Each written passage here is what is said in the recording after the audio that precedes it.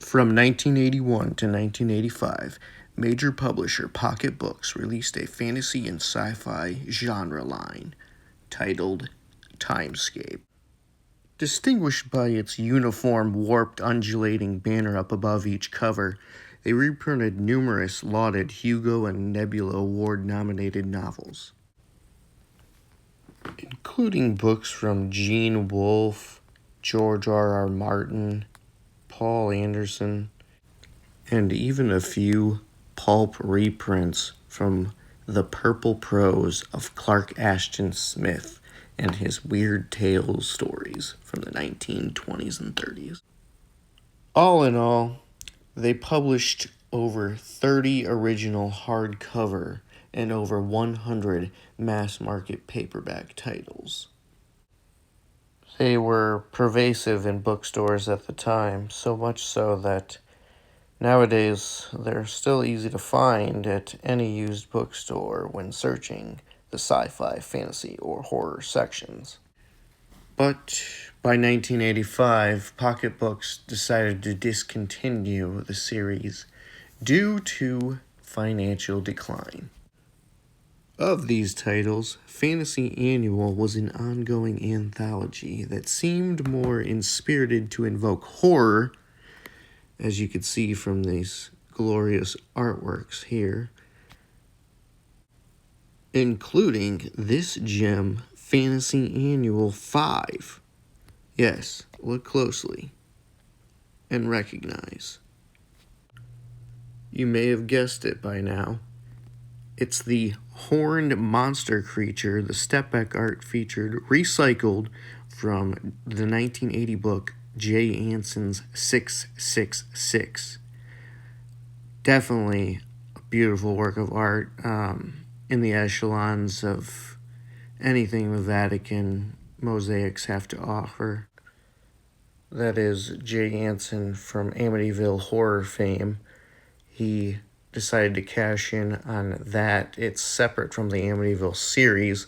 As we know, John Jones decided to do the sequels to those, while Jay Anson this, and then later died in 1980. As well, even with a cursory glance of glimpsing at this cover, you could see how this once intended fantasy anthology meshed over into horror. Which brings us to Fantasy Annual 4, edited by Terry Carr, published in November 1981. The cover story was from prominent horror writer Stephen King's The Monkey, a short story published as a booklet in Gallery magazine a year prior in 1980, and then later refurbished for King's own anthology, Skeleton Crew, published in 1985. The cover he also chose for this one was obviously the monkey with symbols. This one a little less graphic, eyes still green, but clearly not as menacing as this one. As you can see, when he's clamping these monkeys with the symbol, blood is oozing out.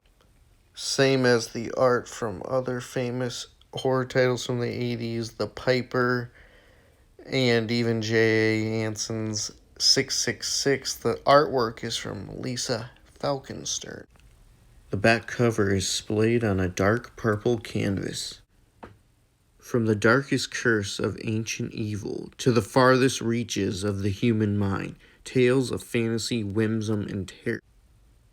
Stephen King's The Monkey begins with an innocent little toy that says "Made in Hong Kong" on the bottom, and rises to a peak of horror when a wind-up monkey becomes the playmate of evil. Susie McKee Carness's Nebula award-winning novella, Unicorn Tapestry, takes us on a journey into the dark underside of an ancient curse as a vampire tries to adapt to the modern world with the help of a psychiatrist who becomes to know him very intimately. In The Brave Little Toaster, Thomas M. Dish explores that what can happen when 5 small appliances are abandoned in a small cottage by their owner and decide to seek their own kind of revenge. A bewildered adolescent girl and weird destructive forces are at work in the Edinburgh Poltergeist, Richard Cowper's story of psychic investigators in a mysterious case of demons at play. Plus more fantastic tales by Stephen Tall, Edward Bryant, Mary C. Pangborn, Bob Lehman, Pat Murphy, and Robert Aikman. The Timescape series provided fans with a plethora of talented and popular writers, adding to a rich library of genre fiction. The physical copies themselves are indicative of how much money pocketbooks put into the Timescape books. They're all 40 years old now, or pushing 40, and they're glossy covers still, great artwork, popular writers. The physical copies themselves are durable and still bright and vibrant. This has been a featured segment from the Pulp Arcanum podcast. Horror and dark fantasy from the 20th century.